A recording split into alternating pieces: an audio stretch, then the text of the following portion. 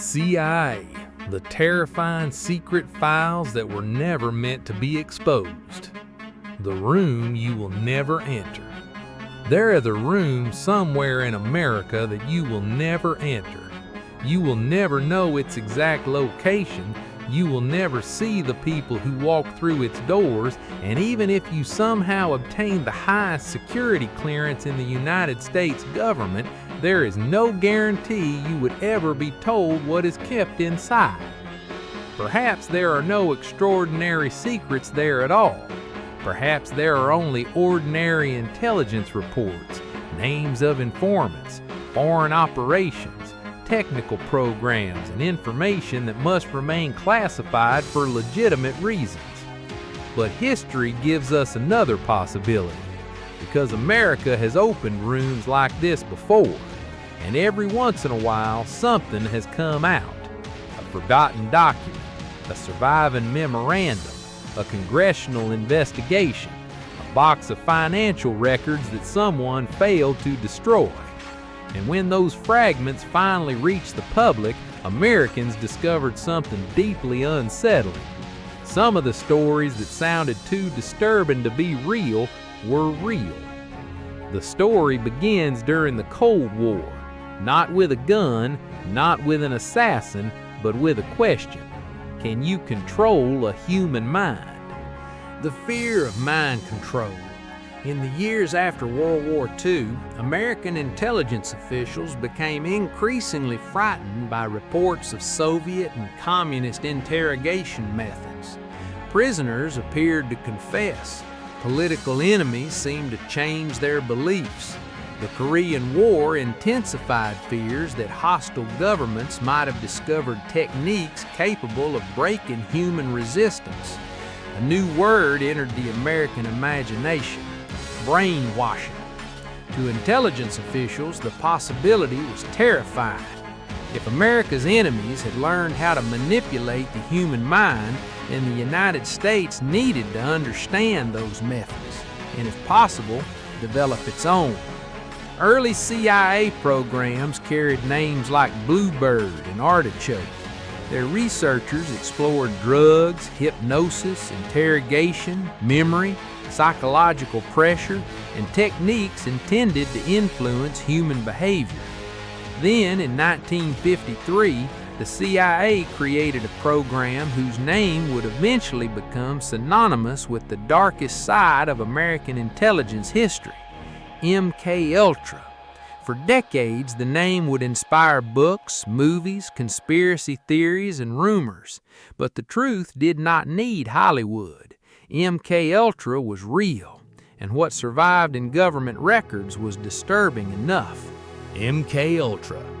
Under the enormous umbrella of MKUltra, the CIA supported research involving psychoactive drugs, behavioral modification, hypnosis, biological and chemical materials, interrogation-related techniques, and other methods of influencing human beings. There were eventually 144 sub-projects connected to research involving the control or modification of human behavior. Universities became involved, hospitals became involved, researchers became involved. Sometimes the people being studied knew they were participating in experiments. Sometimes they did not. Among all the substances investigated by the CIA, one drug would become infamous: LSD. At the time, scientists were still trying to understand exactly what it could do to the human mind. The CIA saw something else: possibility. Could LSD make someone reveal secrets? Could it destroy resistance during interrogation? Could it create confusion? Could it alter personality? Could it make someone easier to control? Could it incapacitate an enemy without leaving obvious evidence? There was only one way to find out: test it. The unwitting subjects. Eventually, the experiments moved beyond controlled laboratories. People were secretly given LSD without knowing what they had taken. Imagine that for a moment. You wake up in the morning believing your mind belongs entirely to you. Go to work, attend a meeting, you have a drink. Then reality begins to change. Walls seem different. Your thoughts become unfamiliar. Fear arrives without explanation. You begin questioning your own senses. You do not know you have been drugged. You do not know someone is observing what happens next. You do not know that somewhere your reaction may become part of a government experiment. One of those experiments would end with a dead man beneath a New York hotel window. His name was Frank Olson. Olson was a scientist working with the U.S. Army's Biological Warfare Research Program. In November 1953, he attended a retreat with other scientists and CIA personnel. During the gathering, a CIA officer secretly placed LSD into a bottle of Cointreau. Olson drank from it. He had not agreed to participate in an LSD experiment. He had not been told what was inside the drink. Only afterward was he informed that he had been given the drug. Something changed. In the days that followed, Olson became deeply distressed. His mental condition deteriorated. He was taken to New York to receive psychiatric help.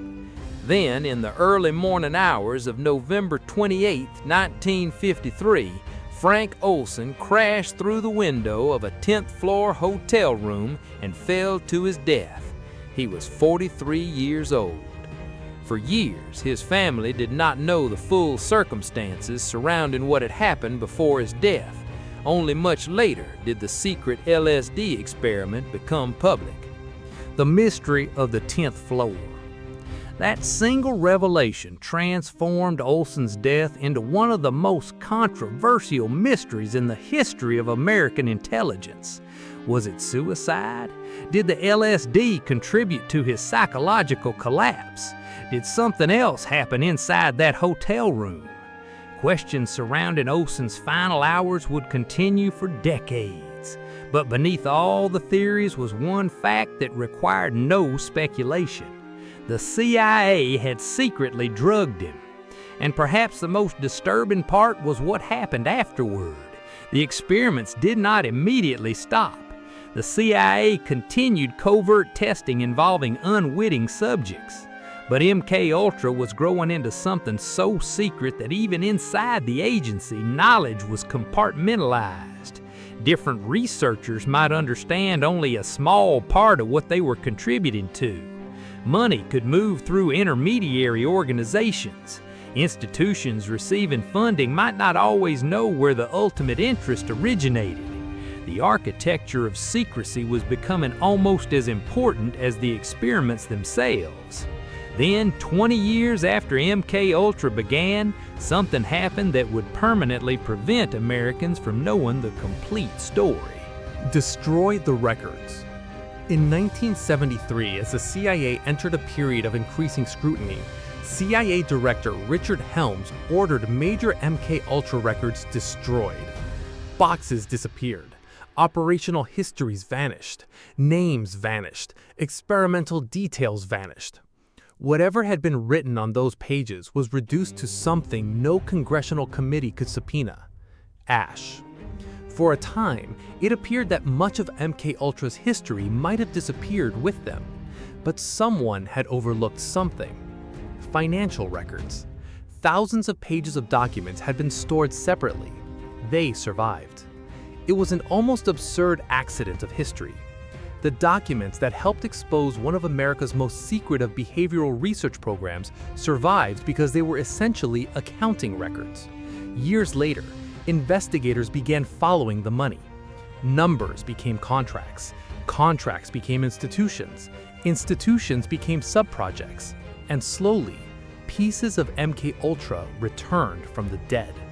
The secret returns. In 1977, the United States Senate held hearings. Americans heard government officials publicly discuss a program involving covert drug testing on unwitting people. They heard about Frank Olson.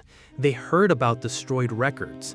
They heard about research touching electroshock, behavioral modification, biological substances, hypnosis, and other methods for influencing human behavior. But there was a problem. Investigators could reconstruct only what had survived. They could never know precisely what had been destroyed.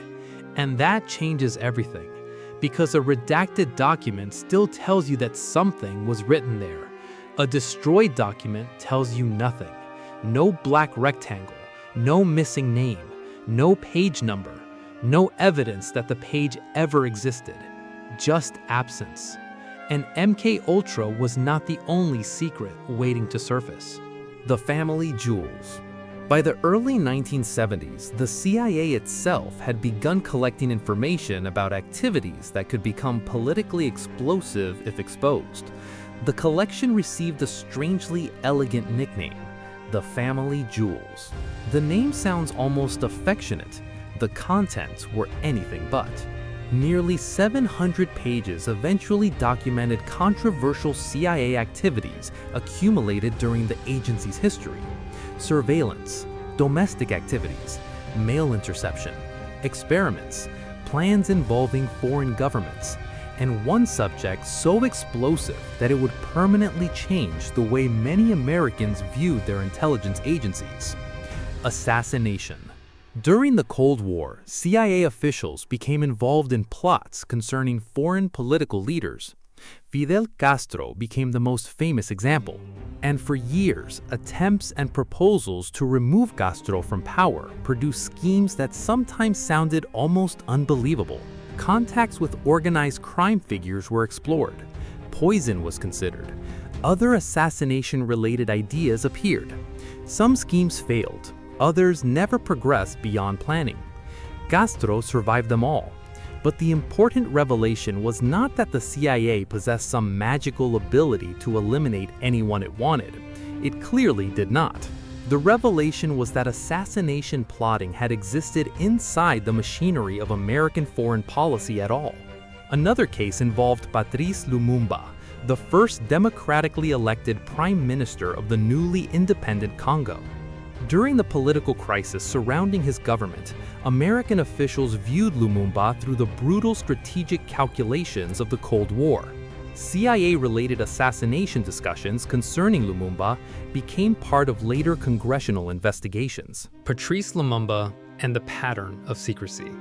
Lumumba was eventually murdered in 1961 by his Congolese enemies with Belgian involvement. The Church Committee later found no evidence establishing that the CIA participated directly in his killing, but the United States had considered ways to remove him. That distinction is essential and horrifying, because the deeper investigators traveled into America's secret history, the more they encountered a pattern. Operations were conceived, some were rejected, some were approved, some failed, some succeeded, some left documents, some left almost nothing. Then investigators discovered that the CIA had not always confined its attention to foreign enemies. In the 1960s, the United States was tearing itself apart. Vietnam, civil rights, riots, assassinations, student movements, anti-war demonstrations. Washington became increasingly obsessed with a question: were foreign governments secretly controlling America's protest movements? Operation Chaos. The CIA was asked to find out. The result became known as Operation Chaos. The mission was supposedly connected to foreign influence, but the intelligence collection eventually reached deeply into information concerning American citizens and domestic political activity. Names accumulated, organizations were examined, travel was tracked, relationships were mapped, files grew. Imagine being a 20-year-old American college student in 1969. You attend a protest against the Vietnam War. You believe you are exercising a constitutional right. You go home. You continue your life. You marry. You have children. You grow old. And perhaps for decades, you never know that somewhere inside the American intelligence system, your name existed in a file. That is the peculiar terror of surveillance. You do not need to feel someone watching you for someone to be watching you. The Church Committee opens the doors. By the mid-1970s, America was finally beginning to look inside the machinery. The Watergate scandal had shattered public trust. Investigative journalism exposed intelligence abuses. Congress responded. Senator Frank Church became the face of one of the most important investigations in American history. the Church Committee began pulling open doors that had remained closed for decades. The committee investigated CIA activities, FBI surveillance, NSA programs, assassination plots, domestic intelligence gathering, and abuses of government power. For Americans watching the hearings, the experience was extraordinary. Things previously dismissed as paranoid fantasy were suddenly being discussed under oath in Washington. Secret surveillance of Americans, mail opening, assassination plots, experiments, domestic intelligence operations. But just when the story seemed incapable of becoming stranger, another archive would eventually emerge. This time, the objective was not merely to manipulate the mind. It was to determine whether the mind could travel somewhere the body could not. STARGATE. The program became known as STARGATE. For years, U.S. intelligence and defense organizations investigated a phenomenon called remote viewing. The theory was astonishing. A person sitting inside a room might somehow perceive information about a distant location without using ordinary senses. No satellite, no camera, no microphone, only the mind. Participants were given targets. They described impressions, shapes, temperatures, structures, landscapes, objects. Investigators compared those descriptions with actual locations. Could a human consciousness somehow obtain intelligence from a place hundreds or thousands of miles away? For years, the government continued investigating the possibility. Eventually, assessments concluded that remote viewing had not demonstrated sufficient reliability or operational value to justify continued intelligence use. But before the program disappeared into history, another archive would eventually emerge. This time, the objective was not merely to manipulate the mind. It was to determine whether the mind could travel somewhere the body could not. STARGATE. The program became known as STARGATE. For years, U.S. intelligence and defense organizations investigated a phenomenon called remote viewing. The theory was astonishing. A person sitting inside a room might somehow perceive information about a distant location without using ordinary senses. No satellite, no camera, no microphone, only the mind. Participants were given targets. They described impressions, shapes, temperatures, structures, landscapes, objects. Investigators compared those descriptions with actual locations. Could a human consciousness somehow obtain intelligence from a place hundreds or thousands of miles away? For years, the government continued investigating the possibility. Eventually, assessments concluded that remote viewing had not demonstrated sufficient reliability or operational value to justify continued intelligence use. But before the program disappeared into history, it produced one of the strangest declassified government documents ever placed before the American public. Mars, May 22, 1984. The date was May 22, 1984. The document carried an extraordinary title, Mars Exploration. The target coordinates supposedly represented locations on Mars. The remote viewer was asked to describe what he perceived. What followed reads like science fiction. He described enormous structures, pyramid-like shapes, a vast landscape. He described figures, tall figures, ancient-looking figures, beings that seemed to be waiting. The transcript is real, but this is where the line between history and mythology must be drawn carefully. The document does not prove that the viewer actually saw Mars. It does not prove that ancient beings lived there. It does not prove pyramids exist on the Martian surface. It proves something different. The United States government participated in experiments strange enough that decades later, the authentic documents can be mistaken for science fiction. And that may be more fascinating than pretending the experiment proved something it did not. From the Cold War to the black sites. STARGATE reveals how desperate the Cold War had become.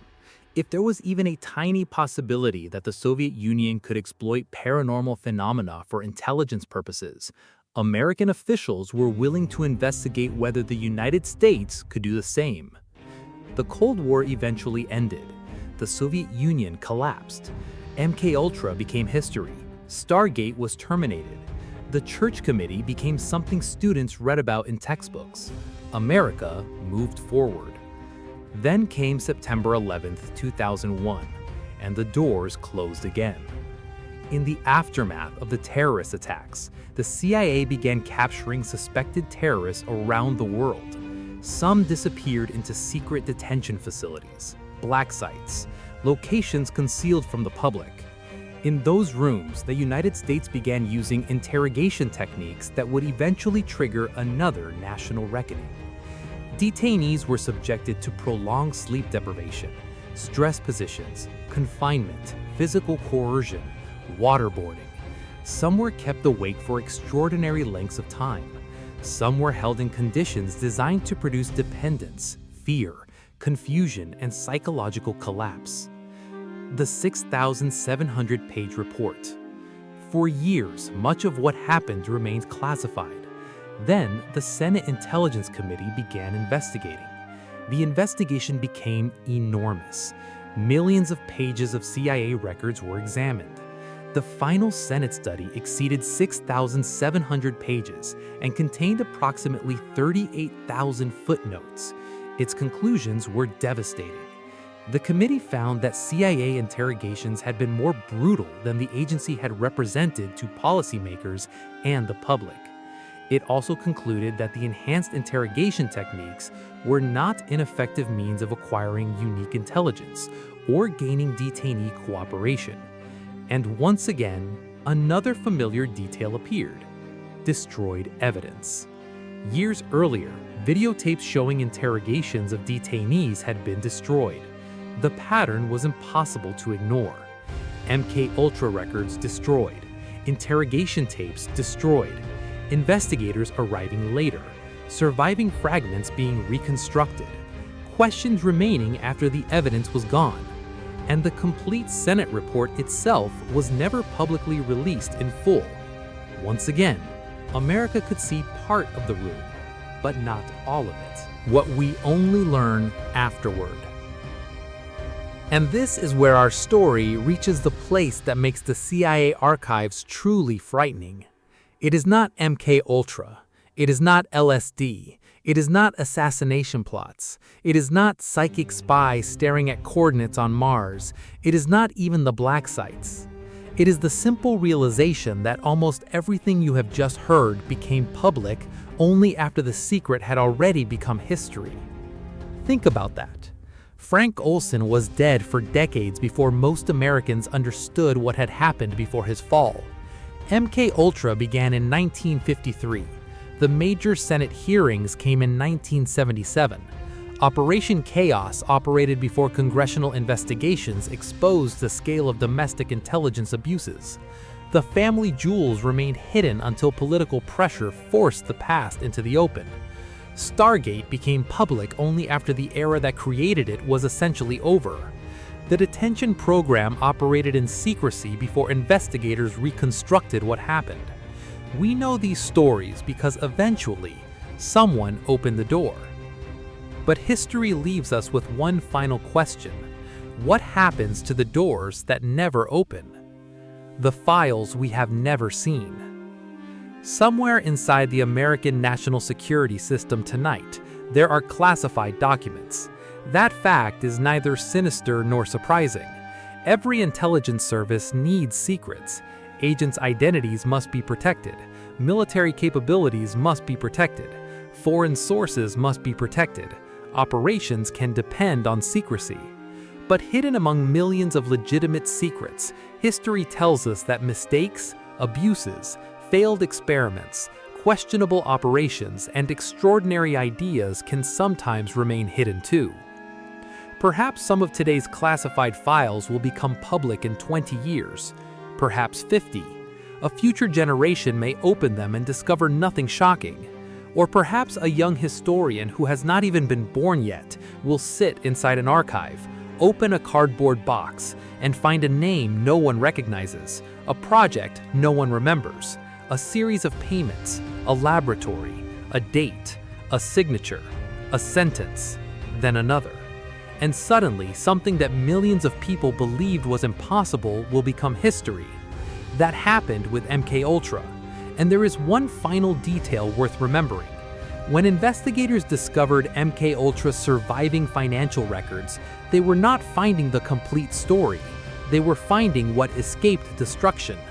That means somewhere between the history we know and the history that burned in 1973, there is a missing version of MKUltra. We do not know what was on those pages. Anyone who claims to know is guessing. Maybe the missing documents contained nothing more horrifying than what we already know.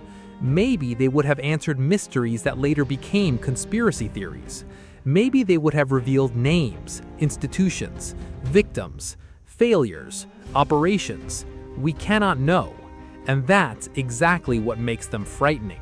The page that isn't there. Because the most terrifying secret is not necessarily a document covered in black ink. At least the redaction proves that words once existed underneath it. The most terrifying secret is a document that disappeared completely. A document whose title has been forgotten, whose witnesses are dead, whose creators are dead, whose subjects may never have known they were subjects. A document that cannot be declassified because there is nothing left to declassify. Imagine one last scene. Washington, 1973. It is late. Most of the building has gone quiet. A government employee enters a secure records room. There are boxes waiting for him. He does not know that decades later, millions of people will search the internet for the name printed on those folders. He does not know documentaries will be made. He does not know senators will ask questions. He does not know Frank Olson's name will become inseparable from the program. He simply has an instruction: destroy the records. One box disappears, then another. Paper enters the machine. Names vanish. Dates vanish. Experiments vanish. Perhaps somewhere on one of those pages is an answer to a question Americans are still asking. The machine continues. Then the final folder is gone. The room becomes quiet. And for a moment, MKUltra almost disappears with it. Almost, because somewhere else, in another building, someone forgot about the money. A collection of financial records remains sitting in storage. Nobody burns it. Nobody realizes what it will eventually reveal. Years pass. Governments change. Presidents come and go. People die.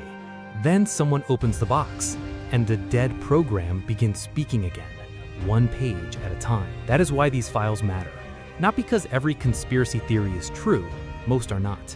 Not because the CIA possesses supernatural powers, there is no credible evidence that it does. And not because every blacked out sentence hides something monstrous. It doesn't. These files matter because they prove something much simpler. Power creates secrets. Fear creates justification. Secrecy creates opportunity. And without oversight, extraordinary things can happen far away from the people in whose name they are being done. MKUltra teaches us that. The family jewels teach us that. Operation Chaos teaches us that. The church committee teaches us that. The detention program teaches us that. And the destroyed records teach us something even darker. History can only judge what history is allowed to see. So the next time you see an old government document stamped secret, top secret, eyes only, do not immediately assume that something supernatural is hidden inside. Do not assume aliens. Do not assume assassins. Do not assume mind control. Do something far more unsettling. Remember what was already found. Remember the glass of Cointreau. Remember the LSD. Remember Frank Olson falling from a 10th floor window. Remember the Americans whose political activities became intelligence files. Remember assassination plots discussed behind closed doors. Remember government-funded experiments asking whether the human mind could see across impossible distances. Remember the black sites. Remember the videotapes that disappeared. Remember the thousands of pages the public still has not seen. And above all, remember the boxes that burned. Because somewhere between what America knows, what America once classified, and what America destroyed, there is a history that may never be completely recovered. Maybe the darkest CIA file is still classified. Maybe it will be released tomorrow. Maybe 50 years from now. Or maybe it was destroyed before anyone knew to ask for it. And if that happened, there will never be a headline. There will never be a congressional hearing. There will never be a declassified PDF. There will never be a black rectangle hiding the truth. There will only be an empty space where the truth used to be. And somewhere in that darkness, a file is missing. A name is forgotten. A secret is safe. Not because no one discovered it, but because there is nothing left to discover. This is Room 13, Declassified, where the documents are real, the darkness is historical, and sometimes the scariest part of the archive is the page that isn't there.